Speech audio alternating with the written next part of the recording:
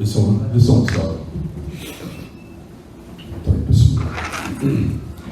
الحمد لله وحده والصلاة والسلام على من لا نبي بعده وعلى آله وصحبه ومن تمسك بسنته إلى يوم الدين وسلم تسليما كثيرا أما بعد.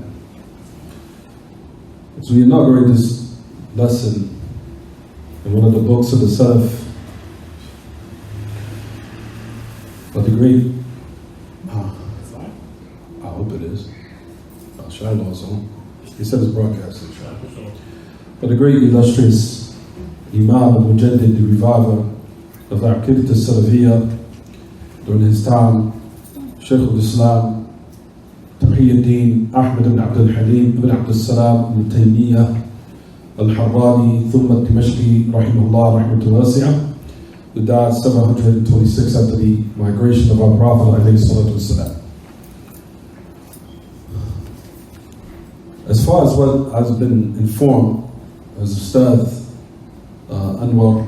Shaykh Anwar Wright Hafidhullah wa Ta'ala, that he did the introduction. As far as I'm concerned, as far as I know, he did the introduction, but he didn't do the actual book itself. So if one was to read the introduction, then I tell the students, or inform them, I refer them back to that introduction, in which he did those classes in Masjid Hamawiyyah, and he also translated the introduction. The introduction of this tremendous treatise entitled Al-Hamawiyyah or Al-Fatwa Al-Hamawiyyah Al-Kubra, the Aqidah of Al-Hamawiyyah, which we'll talk about the meaning of the title during this lesson, inshaAllah, bi'idhnillah.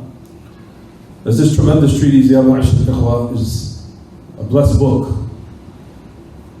and you will, as it will come throughout this lesson, the different benefits of which this book contains. Of so many qawa'id, so many principles and fundamentals and usul and dawabit and qawa'id that your father, Shaykh al-Islam Taymiyyah rahimahullah, that he put in his book concerning our Lord subhanahu wa ta'ala. As Allah subhanahu wa ta'ala, in every time and place when the people left off the truth in which we see today, you'll find that the aqidah and in stressing its importance has become weak in the hearts of those who have left off and abandoned the truth. And these affairs is as if they're not important, in which everyone should give precedence to everything else other than what we're studying or what we will study, inshaAllah. But this is what requires the utmost importance. So through the qawa'id and the usul of these classes in which we'll learn, one gains the correct knowledge about his Lord, subhanahu jalla fil-ula. As the correct belief about Allah ta'ala will strengthen one's iman.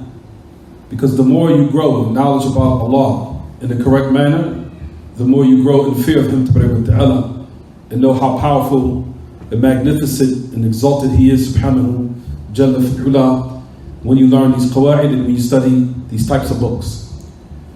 As these types of books, through it, will magnify and correct one's belief. And you will know the greatness of our Lord ta'ala and the sublimity of Him. As he studies and he knows how great his Lord is, the more he becomes in fear of Him, subhanahu. So during these lessons, as we start now, as we start at 7:19 p.m., there's a time now, we said it's 7:19 p.m., Wednesday, June the 2nd, 2021, which today is now Shawwal, which is what, everyone?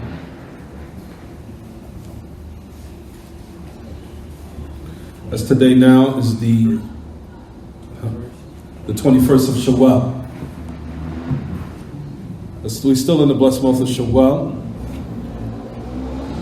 1442 after the migration of our Prophet alayhi salatu wasalam. So we inaugurate these lessons by starting with a little light muqaddimah a little light introduction. La ilaha illallah. Well, a little light introduction. And then after that, we'll start in the book itself, inshallah, as we want to speak a little bit about the book, the introduction of the book, and the methodology, and what this book is distinguished by. Then we'll talk about the advice, what we give to the students. For verily, you'll find that the students also start off with enthusiasm, and as time elapses, you'll find that enthusiasm dies. And we'll talk about that in a minute, inshallah. Because people are enthusiastic in the beginning, but what we want from the students is consistency and thabat, and being firm upon finishing the book. Because it seems like student knowledge these days is like, it's become like how the Muslims are. They're enthusiastic in the beginning, and as years go by, when their Islam starts to wear out, then they deviate or they leave the fold, or they become extremely weak in religion. And the same thing about our lessons. In the beginning, everyone's enthusiastic, and as time goes by, then what? Then the numbers start to dwindle to the end. And that's not how we're supposed to be. We're supposed to have thabat in our lessons, as we're supposed to have thabat and stability in our religion, and stability in our lessons, and stability in our religion throughout life until death. So in which we'll talk about that all, what's going to come, inshallah. Tayyib. So as we start the book, Bismillah. First, we wanted to talk about the introduction. The introduction of this book, and what is the mumayyizat, what this book is distinguished by. As everyone knows that Allah Ta'ala, at every time and place, when the people started to abandon the truth, not due to the truth being changed or altered, but however the people abandoned it, and they decided to adopt another faith or another newly introduced belief, or the magnification and the reverence of the religion became extremely weak within the hearts of the people, until they start to abandon the truth.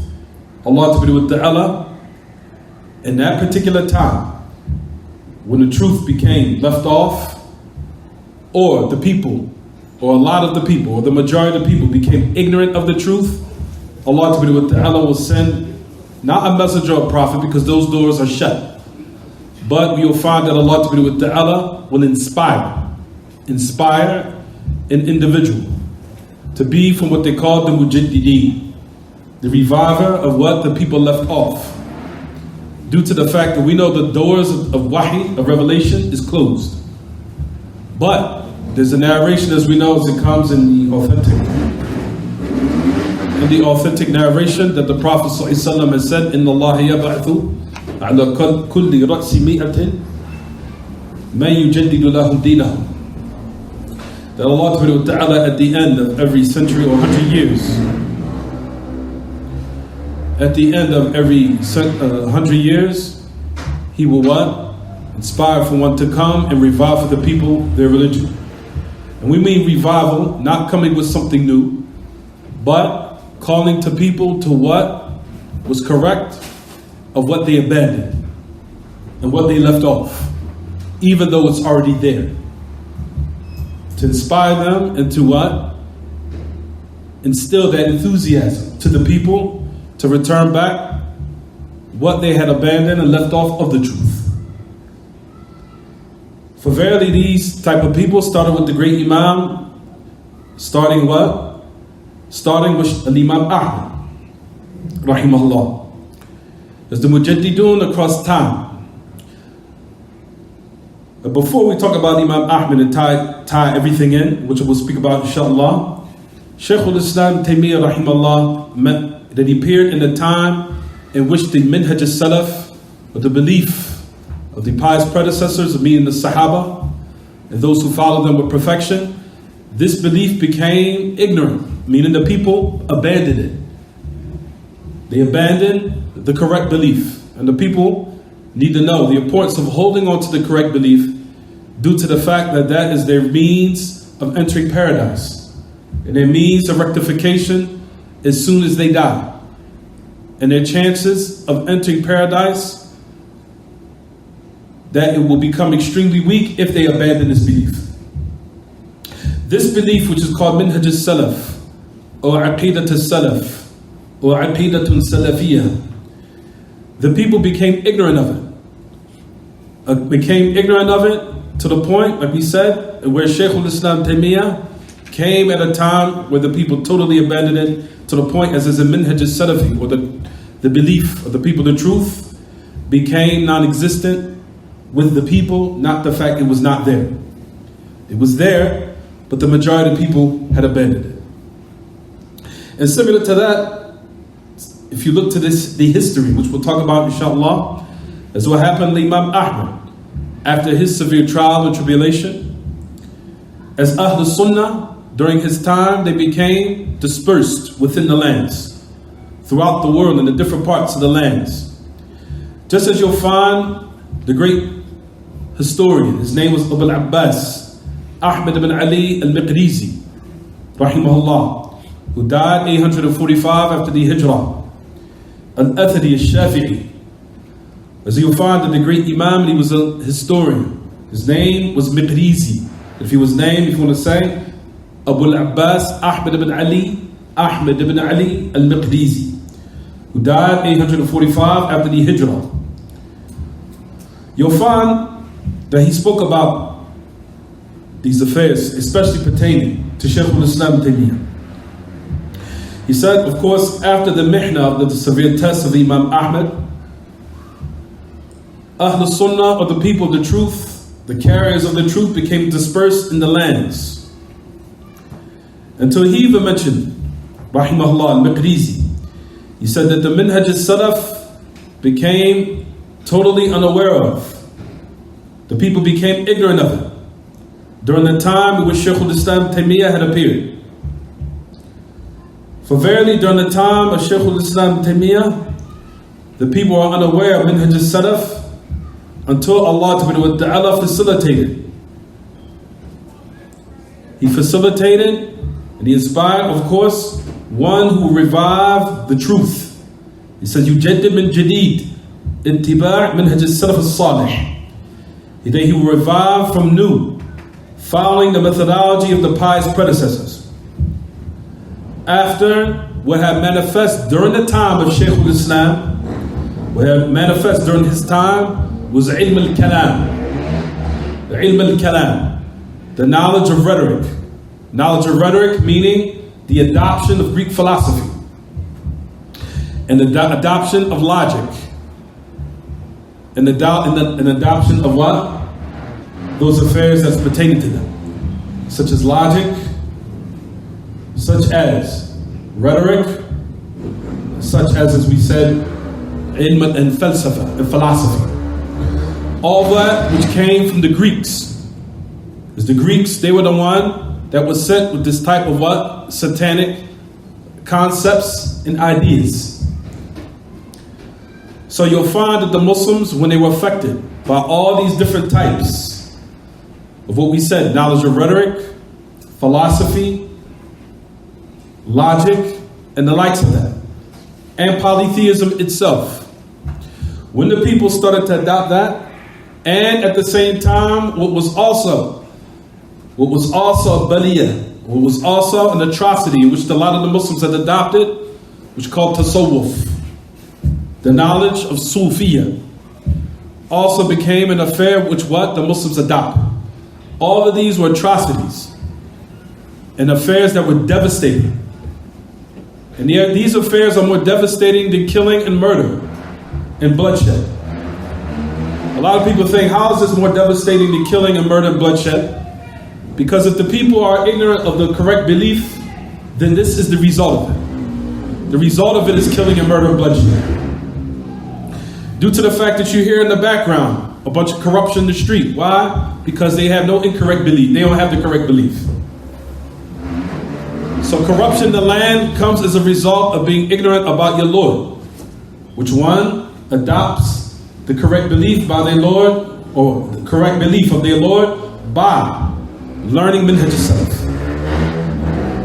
ignorance of Minhaj al-Salaf, what comes as a result of it, like we said, is corruption in the land. So Shaykh al-Islam Taymiyyah, that he came in a particular time where all these atrocities appeared. The atrocities of, like we said, the ilm al-kalam, of rhetoric, philosophy, and logic, and the adoption of Greek philosophy.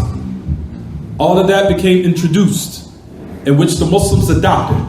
As a result of it, the people became ignorant of the correct belief concerning their Lord.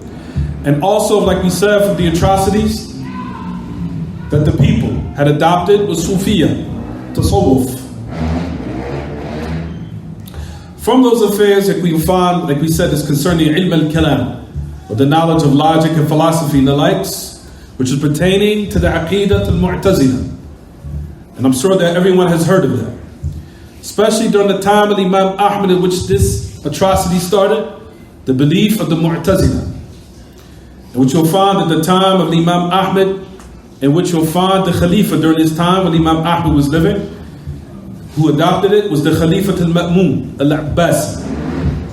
Khalifa al-Ma'mun al-Abbasi. That he adopted, and he believed the Aqidah of I'tizal. Well, the Aqidah al-I'tizal, which originated from the Greeks, in which they believed, which crept in it of the belief of Greek philosophy. They adopted it until the point where the Khalifa at that time, al-Abbasi, which was his name, was al-Ma'mun. He adopted it, and you'll find after him was al-Mu'tasim. Al-Mu'tasim Billah came after the Khalifa al-Ma'mun. Al-Khalifa al-Ma'mun al-Abbasi and al-Mu'tasim Billah. Then you have Wathiq Billah. All of them came and they also tortured Imam Ahmad. Until Mutawakkil ala Allah have freed Imam Ahmad, as we know, of that test where he was put to punish, or he was under that torment. For the Imam Ahmad, as we know, revived the correct belief, which is the Aqidah and the belief of the companions of the Message of Allah. He was the one that had stayed steadfast during his time. All three of those khulafa from the Khilafah of al-Abbas, Khalifa al-Abbasiyah, during their time, like we said, they're the ones that had tortured Imam Ahmad. All because Imam Ahmad stood firm in front of teaching the people, which is the correct belief, and standing firm upon what was the belief of the companions of the Messenger of Allah, alayhi salatu wasalam, and at the same time debating those who came with these type of atrocities using logic in order to repel revelation. And Imam Ahmad remained firm until he removed their ambiguities and the different types of false beliefs that they came with, and he demolished them with the truth, staying steadfast upon the revelation. Combating the revelation with what? Combating the revelation against, everyone, those beliefs and concepts of rhetoric and philosophy and Greek philosophy and the likes of that. So that was the first tajdeed as an Imam, Abu al-Abbas Ahmad ibn Ali al-Maqrizi, that he mentioned. That was the first tajdeed, as we mentioned. The first revival of the belief of Ahl Sunnah that took place during the time of Imam Ahmad.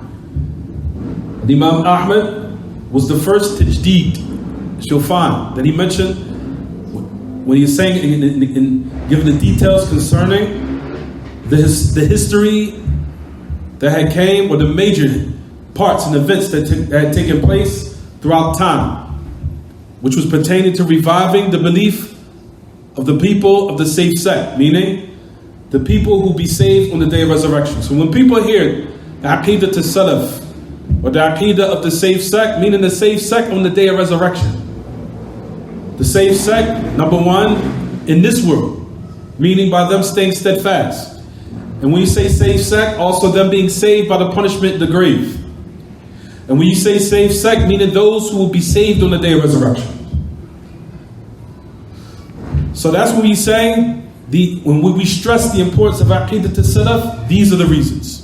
Because everyone wants to be saved in this world, where they see the people treading down the path of destruction, as we see it every day. So many people are treading down the path of destruction without any hesitation. And you see it everywhere now. And you see the importance of concentrating and focus on these affairs have become extremely weak within the hearts of the people. So for that reason, we take the time out to now, like we said, revive this enthusiasm and this desire within the people to learn these type of affairs and these type of principles. So after the first tajdeed, as the Imam al-Maqrizi that he mentioned, when Imam Ahmed, as we know, Ahl Sunnah became dispersed within the lands where the true belief, like we said, became unaware of. It became unaware of, and the people, like we said, dispersed within the lands. And that was the end of the first revival, as we said, of the Sunnah pertaining to the tajdeed of Imam Ahmed. Then you'll find Abu al-Abbas, Ahmed ibn Ali al-Maqrizi, that he goes on to say, then came a tajdeed al-Thani. Then came the second revival. The second revival, which we're speaking about now. As Shaykh al-Islam Taymiyyah, his name was also Abu al-Abbas Taqiyuddin Ahmed ibn Abdul Halim ibn Abdul Salam ibn Taymiyyah. That was his name. Abu al-Abbas Taqiyuddin Ahmed ibn Abdul Halim ibn Abdul Salam al-Harrani. Then he settled in Dimashq, which is Damascus, which is currently in Syria. So what we say, Ya Ma'ashar al-Ikhwan, Shaykh al-Islam appeared during the time as the same circumstance of Imam Ahmed, as we said. The people became totally unaware of Aqidat al-Salaf. Totally unaware of it, and the people became ignorant of it. The Aqidah that will be a means of one's rectification in this world as well as the grave and the hereafter. The people became totally unaware of it. Totally ignorant of it. Until the dominant came, like we said, the knowledge of rhetoric, the knowledge of philosophy, the knowledge of what? The knowledge of philosophy, Greek philosophy, rhetoric, and logic. That became dominant, as we said. Also became dominant was the Aqidah al-Asha'ira, who are affected by the Aqidah of the Greeks. And what became dominant during this time was the Aqidah of the Sufiya. So all of those different types of darkness and evils had now crept in within the lands of the Muslims. So darkness ran rampant, similar to how we see now. We see darkness becoming overwhelming these days. Darkness seems like it's overwhelming and it's becoming dominant again. Similar to what happened with Shaykh al-Islam Taymiyyah, similar to the atrocities that we live today. Allah Ta'ala inspired that great Imam al-Jalil al-Mubajjal, al-Jihbith, the great Imam. He appeared during that time and he came with all the armor and the weaponry of what? The weaponry of knowledge. And he had knowledge of logic in order to defeat them with their own rhetoric. He had knowledge and he debated with the people of logic, with logic. And by that, he defeated them. He also debated with the philosophers, with their own rhetoric and their own types of istalahat, and their own type of terminologies that they used to use. He learned it and he defeated them with it. Also, it's the same thing with the Christians. The Christians, same thing. He debated with them and he also brought the history. And similar to how the Muslims were tested with rhetoric and Sufiya and the knowledge of the Greeks, Greek philosophy, just as they tried to pollute the religion of Islam. But however, as we know, Greek philosophy polluted Christianity. Greek philosophy polluted Christianity. Because the majority of what the Christians believe is a result of Greek philosophers and what the Greeks had did as far as corruption of their religion. Similar to what happened with the Christians, they tried to do with the Muslims. Yes, absolutely. The belief, Greek philosophy, and also the Greek mythology corrupted Christianity, both of it. Greek mythology corrupted what? Christianity. Similar to that, what happened with the belief of the Greeks corrupted Christianity. Don't they not believe we're the third of three? Or Jesus, the Son of God, was all the concept from who, everyone? From the Greek philosophers. From the Greek philosophers and the Greek mythology of the polytheists. All of them came and they corrupted Christianity. They adopted it and they forced the people who are truly upon Christianity, they started adopting the belief that Jesus was part of God or the third of three. All that came from Greek what? Mythology. At the same time was also Greek philosophy. All those atrocities originated from the Greeks. Similar to what happened with the Muslims, the same exact thing. As the Muslims started to adopt the concept of the Greeks, what came as a result of it? All the different deviant sects which were born, such as what we're speaking about now, such as the Jahmiyyah, the Mu'tazila, and the Asha'ira, the Maturidiyya, وَحَدِّثْ وَلَا حَرَجْ عَنْ أَكْثَرِهِمْ وَإِنْ لَمْ يَكُنْ الطوائف التي تفرعت عنهم وليس هذا وقت البسط. For what we say in regards to that, all of this was a result of the Greek concepts. The Muslims adopted it. As a result of it, these deviant sects appeared. Shaykh al-Islam, like we said, he debated with the people of what? Philosophy. Defeated them. He also debated with the people of logic, and he defeated them. And he also debated with all the different types of tawa'if for ilm al-kalam. All the groups who had knowledge of so-called rhetoric, all of them were defeated by him. Such as from the Jahmiyyah, the Mu'tazila, and especially the Asha'ira, who are the overwhelming and the dominant of the Muslim world, even until today.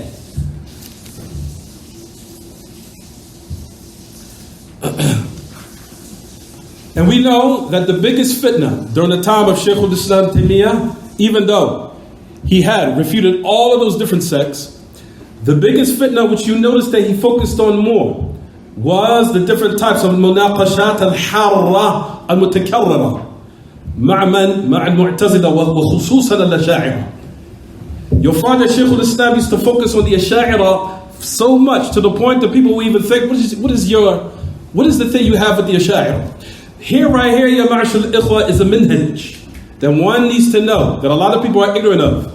You'll notice that sometimes Ahl al-Ilm will come and they will focus on a specific group, constantly mentioning them. Constantly, as if they're bullying them. A person would say, well, why are you focusing on specific people? Why? Because if you look during the history of Shaykh al-Islam Taymiyyah, you'll notice that he focused on the Asha'ira, even though he refuted and rebutted all of these different sects, from the Christians, from the people of logic, the people of rhetoric, the people of philosophy, the Mu'tazila, to the end of it. But however, you'll find that he really took the opportunity and seized the opportunity to focus on the Asha'ira so much. Why, everyone? Because that was the biggest fitna of the time, because the people thought the Asha'ira were the people of the truth. Why? Because you'll find that Shaykh al-Islam did mention in certain lines that he said that they're the closest to the people of the truth, where they come in their form to the point that the people were fooled by them. That's the reason why he focused on refuting them so much. So the people who come in the cloak of the people of the truth, we always take the opportunity to what? Mention them so much so the truth can be distinct and apparent, so the people do not become beguiled by them. That's the reason why you'll find that they used to say, why are you Salafis? And why are you always focused on this person? He's Salafi. And we say we focus on them to expose these people because they come in the form of how we talk about. They come in how we look. They come in our speech. They come with ayat. They come with ahadith. They come with speech of the ulama. They come with kalam Shaykh al-Islam. They come with the kalam of Ibn Baaz. They come with the kalam of Imam al-Albani. That's the reason why you'll find that the Salafis take time to expose these people, because they're the closest to what you would think are people to Salafis. That's the reason why we take the opportunity to what? Rebuttal them and make them clear from the people the falsehood. Why? Because you'll find that Shaykh al-Islam did the exact same thing during his time, because that was the greatest danger, because the inside enemy is worse than the outside enemy.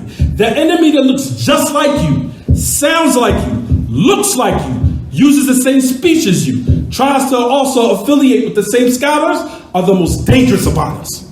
That's the reason why Ahl Sunnah takes their time to focus on them so much. Is it clear, everyone? No. Gee, so that's what we mentioned in this regard about this particular affair. And with Shaykh al-Islam, you'll find that he took the opportunity to refute the Asha'ira. The Asha'ira was the focus so much because he said that they were the closest of the people, the true people of Sunnah, to the point he had feared that the people would be what? Fooled by them, thinking that they're from Ahl Sunnah, even though they're not from them. Is it clear, everyone? Jay. So this is what we're saying is right in this particular time. During this particular time, there was a lot of fitan. Similar to the fitan that we live these days and what we see these days. The different types of trials and tribulations we see taking place. Shaykh al-Islam Taymiyyah not only refuted all of these different sects, from people of kufr, people who have been affected by Greek philosophy, whether it be of logic or whether it be, like we said, pertaining to those of Sufiya, who also are affected by Greek mythology in certain ways if you get to the study in the bottom of it. But anyway, Shaykh al-Islam was not also a person who refuted and a person who disseminated knowledge, where he was a person that taught the people and then he went home. As we know, during that time, the fight had broke out between Tatar, what we know the people of the Mongolians. That also took place during his time. So he just wasn't a Muslim that taught the people. He also fought in a war. So he's not like the Takfiris these days, where they teach the people and arouse and instill enthusiasm to go out and kill and murder while they're sitting in their homes relaxing, while innocent murder of women and children are throwing themselves in the battle, so-called suicidal, Hamawiyyah, istishhadiyah, all these different types of suicidal missions that they carry out, while the so-called leaders that actually instilled in them to go out sit in the house while the battle is taking place on the battlefield. And they're enjoying life. Shaykh al-Islam not only disseminated knowledge, when the atrocity of Tatar, of the Mongolians, had came to the Middle East, he came and he also fought along with the Muslims. So not only was he a alim, not only was he mubajjal as far as being a bahr of the ilm, mutabahhir fi ulum al-shara', he was also a person that also participated in fighting. Until you'll find that the people during this time of the hukam, as we mentioned and said, everyone, the hukam and the leaders had respected him. They respected this type of butula, this type of heroic acts that he displayed, rahimahullah. Until he became mu'azzam in the hearts of the people, became revered and honored in the hearts of the people, disseminating knowledge, bringing the people back to the truth, and at the same time, him fighting in the cause of Allah when the attack of the Mongolians had came from China. Because Mongolia, right now, to this day, still exists, and it's at the upper part of China. The Mongolians emanated, they came eradicating all lands until they even came to the Middle East. From when you'll find what happened during that time, like we said, those had seen this type of rujula, this type of true manhood from this man. He became respected in the hearts of the people. However, the scholars of evil, those who live at the expense of knowledge by teaching the people falsehood, they're the ones that harm Shaykh al-Islam Taymiyyah. Until Shaykh al-Islam Taymiyyah became tested, a very severe test, where we know after these different types of accomplishments that he actualized, rahimahullah, that you'll find what happened taking place with him with what, everyone, where he started to be exiled, and he started to be put in jail, and he started to be put in prison from Damascus all the way to what? To Egypt, which we know which is today of Iskandariya, which they call Alexandria. And those type of places, and you'll find that he was in prison until the point, as we said, he died in prison unjustly. So if this is not a test to put in our minds that people who are loved to Allah do not have it hard, what do you think that this would be the state of this individual if we did not understand Minhaj al-Salafi properly? You would think that this man, this person couldn't be loved by Allah. To a person that had this type of rough life, where he died in prison.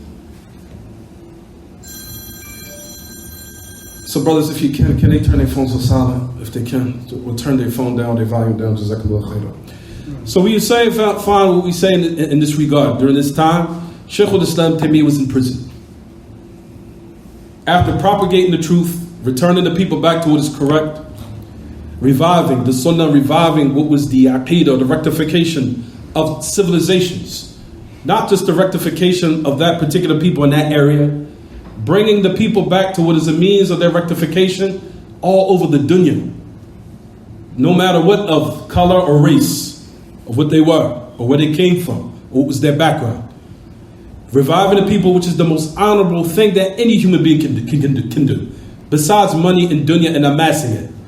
The most honorable, most noble deed you can do is revive the Aqidah al-Salafiyyah and spread it to the people and calling the people to it and coming to people to practice it, where you have a greater reward than something of a person who amassed the dunya. So which one do you want? As you'll find this great Imam al-Mubajjal, rahimahullah, during these times, like we said, he was died in jail, and he was also transferred back and forth from when he was exiled, also when he was sent back to Alexandria, which is in Egypt. All of that was during the prison during his time, rahimahullah. A lot of his books, they became dispersed within the lands in which he wrote, and which a lot of them, alhamdulillah, each except some of them, but a lot of them were returned back to do Islam from the lands of Islam after they were dispersed in different lands. You'll find that the people, like we said, of falsehood, after they seen that they were not able to dominate him or overcome him with the knowledge, they were not able to fight what he came with of the truth and establishing it, and that they seen they were not able to repel what this man was coming with of strong, dominant knowledge. Like we said, they were able to harm him. Came as a result of it, he became exiled until Shaykh al-Islam Taymiyyah Iman became so strong, as we know, to the point he didn't even care about this dunya anymore. This dunya became nothing to him anymore, until the point where he said in those tremendous lines, he says, ماذا يفعل أعدائي بي جنتي وبستاني في صدري. He said, what do my enemies want to do with me? My paradise is in my heart, meaning my paradise is with me all the time, meaning my aqidah, my belief, my implementation of it. My belief, my aqidah is with me. Bustani ma'i. He says, ما يفارقني فإن حبسي خلوة ونفيي سياحة وقتلي شهادة. He said that my bustan, my garden is with me. He said, for verily, imprisoning me is time for what? Khalwa. Me being alone, I'm able to devote towards studying my knowledge. Abandoning or exiling me to different lands is siyaha. Going across the different lands and seeing them. And able to spread the knowledge through the different lands. Going back and forth to the different ones. Tourism, but we mean by here, bringing now, changing another land in order to what? Disseminate and spread knowledge. And he said, in killing me is attaining martyrdom. So at the end, what is my enemies going to do with me? So he became devoted towards what? Towards ilm. Devoted towards ilm, devoted towards worship of Allah Ta'ala during these trivial times, or during these times, or the trying times in his life. Rahimahullah. As we know that Majmu' al-Fataawa and this book, in which we'll speak about now, and a lot of his other books, you'll find that to show the great talent that he was given, and the knowledge, or the deep knowledge he was given, in which you'll find, especially during this Risala al-Hamawiyyah, was authored between Dhuhr and Asr. Dhuhr and Asr was the time that he took in order to write this book. Dhuhr and Asr, that's it.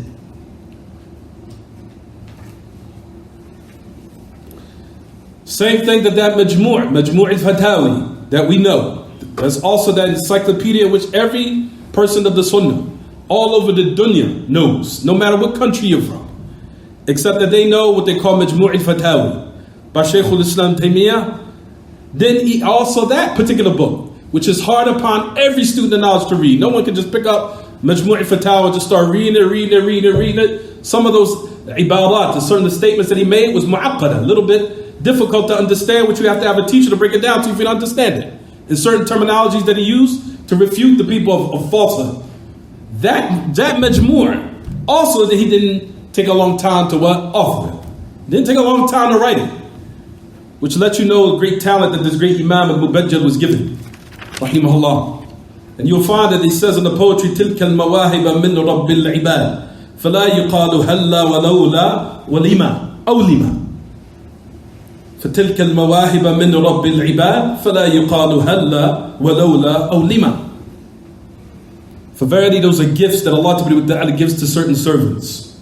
It's not said, if I only, or if it should be, or why is it like that? Certain gifts that Allah gives to certain people, that Allah had given, and similar to that which we see, such as the great Imam Muhammad Nasruddin al-Albani, and other than that which we'll talk about on another occasion. But the man was from Albania, on top of somewhere in Turkey.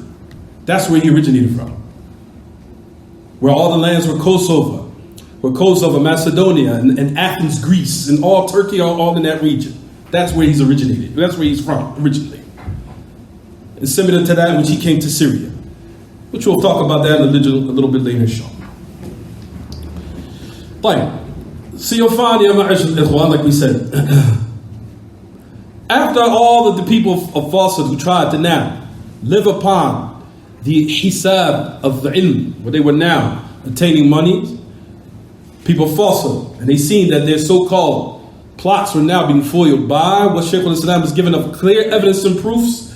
What did they resort? They resorted to what, everyone? Shaykh al-Islam has opposed the ijma'. He has opposed the consensus of the Muslims. That was the other claim they have now came with. And that he came with a new methodology. And that he came with a new version of Islam and a so-called nuance. And he came with a new madhab. That's similar to what we hear today. Back here in Philadelphia in the 90s. Salafiyah, what's this, a new jadid? This is a new madhab? Back in the 90s, the people used to say, oh, this is Salafiyah, is a new madhab. This is a minhaj jadid. Allah subhanahu wa ta'ala called us all Muslims in the Quran. Same thing. You'll find that Shaykh al-Islam, what was said about him, what he came with of the truth, they said the exact same thing about him. They said he's coming with a new methodology. He's coming with a new version, a newly introduced version of Islam. He's come with a new madhab. And he is opposed to ijma'. He is opposed to consensus. So Shaykh al-Islam Taymiyyah, when he heard this, what he was accused of, rahimahullah, he wanted to remove this doubt. And he removed this ambiguity. So he came with this treatise here. This treatise here, which is called Aqidat al-Hamawiyyah, which originally was a question that was asked from the people of Hama, which is a baladun ma'ruf al-Sham, which is a known city which is located today in Sham, in the region which is known as Sham. Same thing with his risala to Tadmuriyah, as he has Aqidah Tadmuriyah. And everyone should know that Bab al-Asma wa Sifat is like the dream or the leather of what I study. That right there will really put Minhaj al-Salafi right between your eyes until you have no doubt in it. Especially when you study the books like what we're going to study today, or study in these upcoming lessons, inshallah. But Hamawiyyah, ya ma'ashar al-ikhwa, was initially from a people, from a city named, or the city which was entitled Hama. The people in that particular town or city, they asked a question to Shaykh al-Islam Taymiyyah, and they were from the land of what? Hama. Shaykh al-Islam replied to them by sending them a treatise concerning the correct belief of the names and the attributes of Allah Ta'ala. And that's why it was called Hamawiyyah. Why? Because it was a reply back to the questions of those people who are in that land entitled Hama. Similar to his treatise in which he also entitled Tadmuriyah, which we call, and we know, Aqidat al-Tadmuriyah, was also a question that was asked by the people of Tadmur in the same region of Sham, asking Shaykh al-Islam Taymiyyah about the correct belief and concerning al-Asma wa Sifat. Reply back to him, similar to that, was the same affair where he wrote that treatise. Similar to that, also Aqidat al-Wasitiyah. Aqidat al-Wasitiyah is the exact same thing. Similar to what the people had asked from the people of Wasit. From the people of Wasit, asking what was the Aqidah of the belief of the safe sect. Asking them that question, if you replied back to them, giving them the answer, what? of a risala. When he wrote this treatise, replying back to them, that's why it was called the Al-Aqidah Al-Wasitiyah.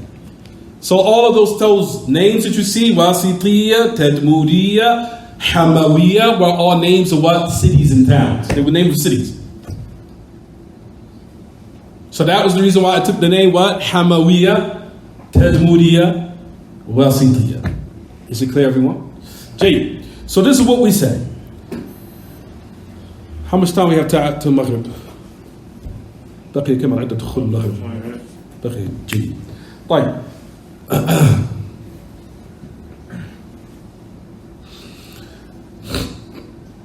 Shaykh al-Islam then wrote this book because of this maqala, this particular statement that was spread concerning him, that he had opposed the consensus of the Muslims and that he came with something new. That what he's coming with was something new and it had no connection with what the Prophet ﷺ was upon, nor the companions. Shaykh al-Islam eradicated this belief, eradicated this shubha, and he established that what I'm upon has a direct chain of narration, and I'm going to prove to you that this was the belief of the Messenger of Allah and this was the belief of the companions. So this was the reason of why he authored this particular book, to show that what I'm calling the people to and what I'm bringing is nothing more than what the people of old were upon. It is nothing new. It's not a new madhab. It's not a new version of Islam. It's not a newly introduced, made up, fabricated version of Islam. It's none of that. What I'm calling you to is a revival of what you abandoned and what you left off, or what became extremely weak within the hearts of the people, similar to what we see happening in front of us today.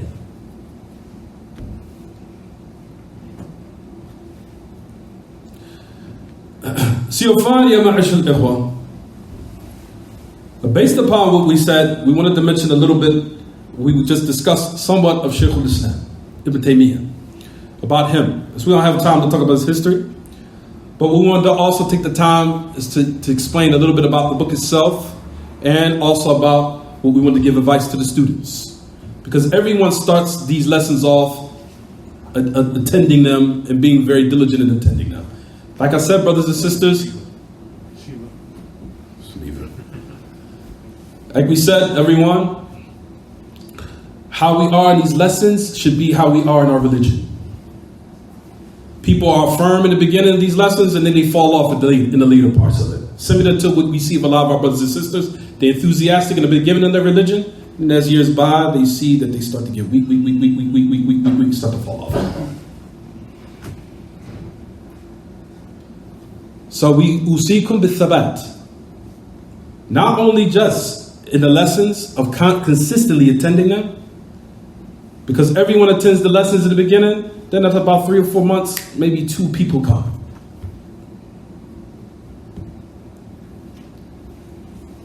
And I've seen similar to this even and people will probably be surprised what I'm about to say. Even with Shaykh Ubaid, years ago, this is before 1,000 students started sitting with him. I remember we used to sit with the Shaykh, it was only 4 of us, 5 of us. And the people wonder, why, how Shaykh knows you so well? Because we were with him when nobody was coming. Sometimes the lessons would be 5 of us, 4 of us. Of course, the people are going to be there when it's the hype. But as the lessons start to what? As we start to progress, we want to see firmness throughout. Those are the people and you look at them with a different respect. And you hold them in higher esteem because they stay firm throughout the lesson. Of course, everyone is excused due to certain circumstances that come up, no doubt. People have circumstances that comes up. But I'm talking about consistently. You'll find them gone for 2-3 months. What happened? Start off strong, end up weak. We shouldn't be like that in our lessons with our books. No, we should be like that in our religion where we're strong in the beginning, then we become weak. So that's in regards to the lesson. However, when we say in regards to the book, you'll find that this Risala al-Hamawiyyah has different names. You'll find that some of Ahl-Ilm say its name is al-Aqidah al-Hamawiyyah. Some of them say the name of it is al-Risala al-Hamawiyyah. Some of them say the name of it is Al-Mas'alat Al-Hamawiyyah. And some of them say the name of it is Al-Futya Al-Hamawiyyah. Just as Al-Hafidh ibn Hajar mentioned his book called Ad-Durar Al-Kamina. It's a book called Ad-Duraru Al-Kamina by Al-Hafidh, the great Imam Al-Hafidh ibn Hajar, rahimahullah. And you'll find that Shaykh al-Islam Taymiyyah, he mentioned in his book, when he was refuting an individual that refuted him al-Hamawiyyah. So an individual came, I'll speak about him in a couple of minutes. His name is Al-Qadi Shamsuddin As-Saruji. His name is Al-Qadi Shamsuddin As-Saruji Al-Misri. He wrote a refutation against Shaykh al-Islam in this book, Hamawiyyah. Then Shaykh al-Islam replied back to him again. This is the point of reference on why I'm mentioning this. The person said, what you going with this? I'm going with it here. The reply, when he replied back to this individual, it was called, Shaykh al-Islam rebuttal against him was Jawab al-i'tiradat al-Misriya ala al-Fatwa al-Hamawiyyah. What's the point? The point is, Shaykh al-Islam himself called it what? Al-Fatwa al-Hamawiyyah.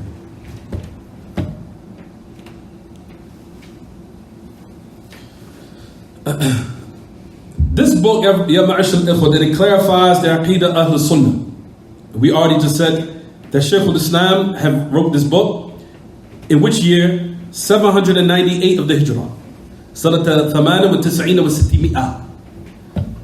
Sanata 98 wa 600. 698 of the Hijrah. And his age was 37 when he wrote this book. So basically this book was authored approximately 30 years before he died. Rahimahullah. 698 or 7? No, 698. 698. And his age at that time was 37. It was before his death by 30 years.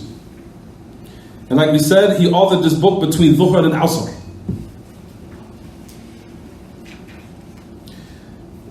Which shows, you'll find that he mentioned in the book, as another book that he wrote, which is called Talbis al-Jahmiyyah.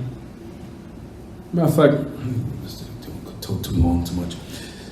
You'll find from the great students of Shaykh al-Islam, his name was Ibn Abdul Hadi. He has a book, one volume, I have it.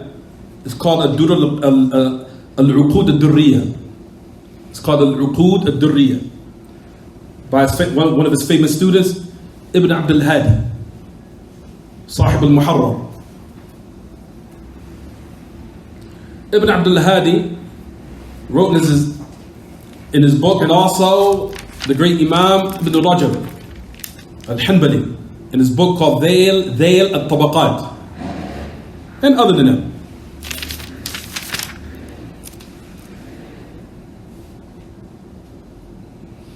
They all mention the same information that we mentioned in now. The Shaykh al-Islam wrote this book between Dhuhr and Asr in just one sitting. And it was a reply back to the people of Hama who asked to clarify the belief of the people of truth. From the mumayyizat of this book is distinguished by, with these special distinguishing factors about this book. So you'll find that Shaykh al-Islam that he put in it of evidences and proofs, and nuqul, and transmissions and narrations, proving and establishing that what he's saying in his book is all the same which the Sahaba were upon. And you'll find in this book, what's distinguished by is qawa'id and dawabit and usul. Has a lot of principles in it concerning the names and the attributes of Allah, especially fi bab as-sifat al-khabariyah, especially in the names and attributes concerning what they call as-sifat al-khabariyah, the sifat, the characteristics of Allah, which we will have no knowledge about it unless Allah informed us of it, such as that Allah ascends, or that Allah descends, or that Allah laughs. And those type of characteristics that we will have no knowledge of knowing except by the nusus, except by the authentic texts. Those type of characteristics of Allah is called as-sifat al-khabariyah, meaning that those characteristics we will have no knowledge about it unless Allah informed us of it and His Messenger informed us of it. Alayhi salatu wassalam. So that is from the mumayyizat of this book. The mumayyizat of this book, that he put in it a lot of narrations and transmissions and narrations, establishing that what he is calling to and reviving has a direct connection to what the Sahaba were upon. And he brought every type of scholar, connecting the chain all the way up to his time, to let one know that what he's bringing is not new. He even brought certain narrations of people from the people of falsehood, bringing them their own respected scholars of what they said, as a means of what they call min bab iqamat al-hujja alayhim, from the aspect of establishing the proofs against them, to say, this is your imam that you respect, he's even saying what I'm saying, and you're not even following him. That's also what this book is distinguished by. So he did not mention it in order to use them as a wajh al-istidlal. He wasn't using them in order to use them as a point of evidence or reference. No, he was using it in order to establish the proof that say, this is your own leader saying this, that you respect, that you say this is from your heads, and he is saying this. So why are you not following him? Which is from the greatest ways you can establish proof against an individual. That you bring the speech of their own so-called revered people they follow, and bring what? The evidence against them using the speech of their own revered leader. Which is also from the distinguishing characteristics and factors of this book. Is it clear, everyone? Fine. So what we're saying, you'll find that those who tried to come and refute this book, this Risala al-Hamawiyyah, his name was Al-Qadi Shamsuddin al-Suruji al-Misri. He's Egyptian. He was from, relatively speaking, from those who what? Wrote the best of a refutation with adab and manners, using so-called knowledge. Because you know the majority of people these days, when they write a refutation, if they do, they'll just come with sab, with shata'im. They'll just come with mockery and insults and cursing, right? He, relatively speaking, even though he was on falsehood, he was the best of those that used some scholastic based knowledge in order to refute his claims. As you'll find from the other students of Shaykh al-Islam, who's Ibn Kathir, what he even mentioned. What I'm about to say, what he mentioned Bidayah wa Nihaya about Al-Qadi Shamsuddin al-Suruji al-Misri. Now listen to what it says. Qadi Shamsuddin al-Suruji al-Misri wrote this refutation against Shaykh al-Islam, and it was a kitaba, and it was a risala that was very weak. Till Ibn Kathir said about him in Bidayah wa Nihaya, هو أضحك العقلاء على عقله. He was أضحك العقلاء على عقله. He said he was the most laughable of those who have sound understanding against his own understanding, or against his own intellect. So he came with this book in order to refute Shaykh al-Islam. Then Shaykh al-Islam came following up his refutation with another one, which he entitled it Jawab al-i'tiradat al-Misriyyah ala al-Fatwa al-Hamawiyyah. He said they answered the so-called Egyptian oppositions against Aqidat al-Hamawiyyah. That book is tremendous, which is about 4 mujalladat, about 4 great, big, huge mujalladat, 4 great, big, huge volumes of books, which is lost. Majority of it got lost. He said there's only a little bit left, a little small portion of Shaykh al-Islam's rebuttal against this individual, Qadi Shamsuddin al-Suruji. It's had 4 great, huge volumes, but the majority, like we said, fi mafqudat. It's basically lost. So there's only a couple left. But anyway, just to keep it short, because I don't want to keep going. But it's only a small portion of it left. Maybe I might have had in it, I don't want to get into how much some of the abwab. But anyway, A person might say, well, what's the importance? That book, Jawab al-I'tiradat al-Misriya, and I'm going to stop here. That book was so important. Shaykh al-Islam has another refutation against an individual, I'm sure that some people are familiar with in the book, which is entitled Bayan al-Talbis fi raddihi ala al-Razi fi kitabi Asas al-Taqdis.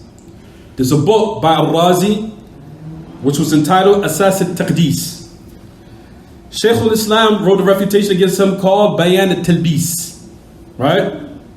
Bayan al-Talbis. Everyone who knows that book knows the tremendous benefits that's in that book.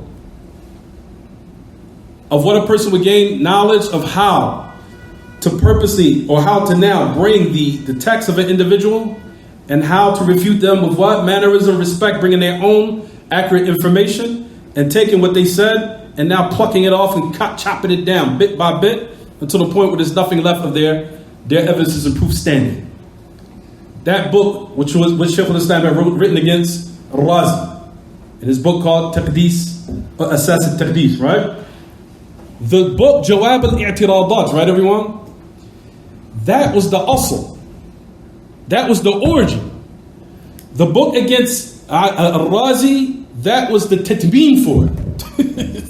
That was the completion for it. So that's to let you know the refutation that he meant against, what he did against the Qadi Shamsuddin, to let you know that refutation that wrote against him was a tremendous book. To the point where Bayan al-Talbis was the completion for the book in which he refuted against Al-Qadi Shamsuddin.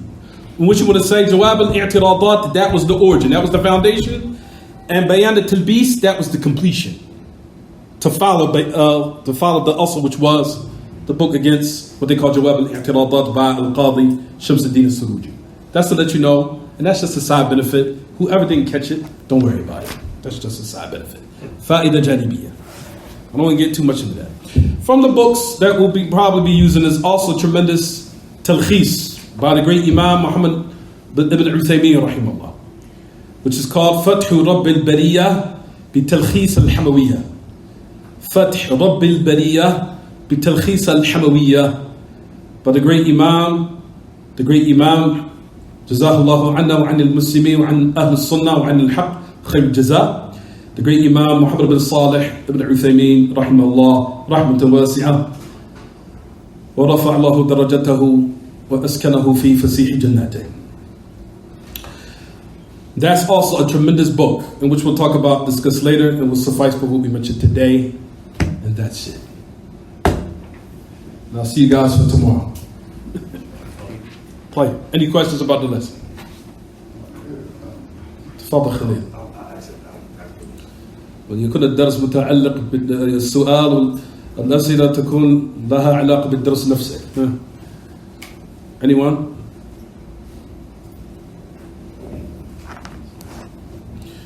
طيب. So like I said, all these different benefits we'll extract it within the book. Is there any questions about the introduction? تفضل. The book that Anwar wrote. Let me see that. Well, he translated. This is the introduction.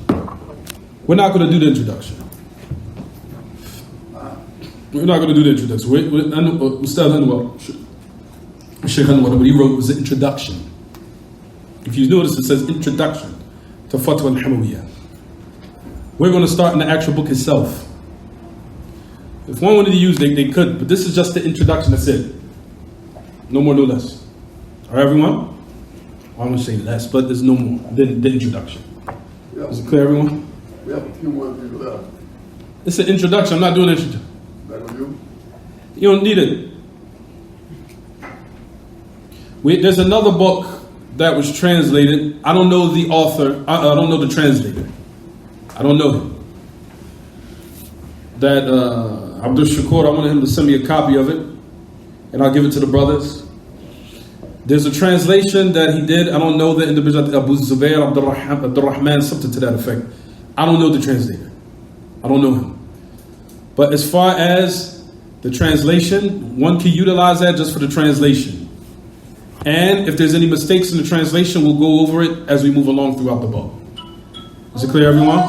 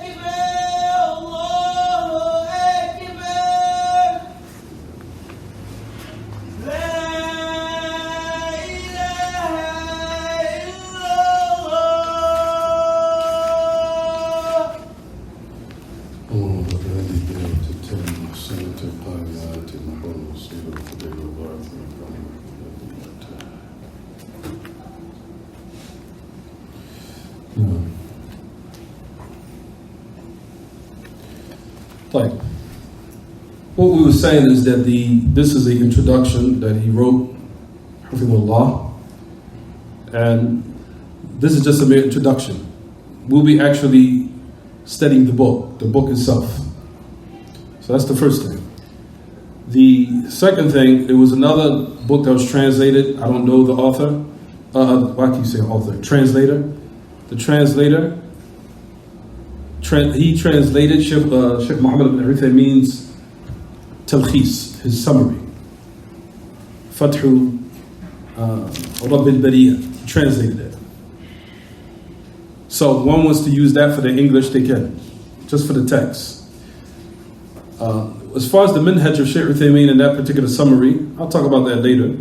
It's slightly different from the book itself, because Shaykh Muhammad bin Salih al-Uthaymeen, he dropped a lot of the nuqul, a lot of the naqliyat and the nuqulat, it was dropped out of the book. It was dropped out of the book, and he sufficed by using a lot of what Shaykh al-Islam Taymiyyah said in order to summarize the book. But that individual, like I said, I don't know the translator, and if someone knows him, then of course inform me if they're aware of who the translator is. I don't know who he is. But you can utilize that book not just to read the text and follow along, and in case there is mistakes in the translation, we'll go through it throughout the lessons. But one could utilize that. But like I said, I have no knowledge of the translator. I don't know who he is. But someone knows, and then inform me if they're well informed or acquainted with that person. As far as the Arabic books, then of course everyone can use what they see fit, what is easy for them if they're able to read the Arabic. Then bring their Arabic books along with them.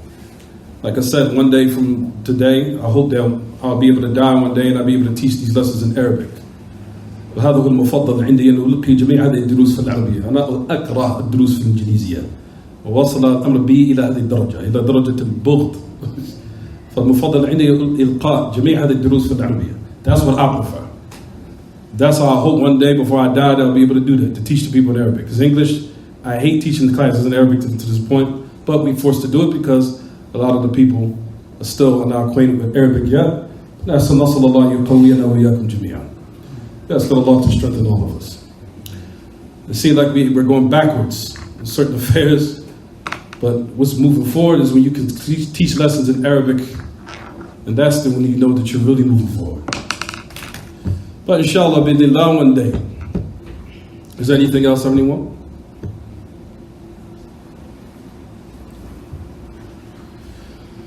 Anything else? As far as the Arabic books and the books we'll be teaching, the books that everyone asking me about the book itself. Tafadhal. I was going to ask, because you already answered that question, so I'm not going to answer it again. The PDF for the translator, can you send it to me? Send it to me. I'll put it on the Twitter for the translator. But I want to put, like we said, a tidbit, just to give everyone's attention that, like I said, I'm not praising the narrator or the translator. Because when you translate, translation is amana ilmiya. And this person is also naql. A lot of people have to realize the translation is naql. It's conveying transmission. It's like a chain of transmission, especially when you translate it. So like I said, I don't know the actual translator, but like I said, that's the only available book in English that I know that's available that the people can utilize to follow along within the class. So not to praise the translator, but just to use it min bab al-idtirar, due to the fact that we're forced to use it. And like we said, we'll read along with it, and in case there's some mistakes, then we'll correct them as we go along, inshallah. And that's it. Tafadhal. How many days a week is the class? 2, Wednesday, Thursday. نكتفي بهذا القدر وصلى الله وسلم وبارك على نبينا محمد وعلى اله وصحبه. سبحانك وبحمدك اشهد ان لا اله الا انت استغفرك واتوب اليك.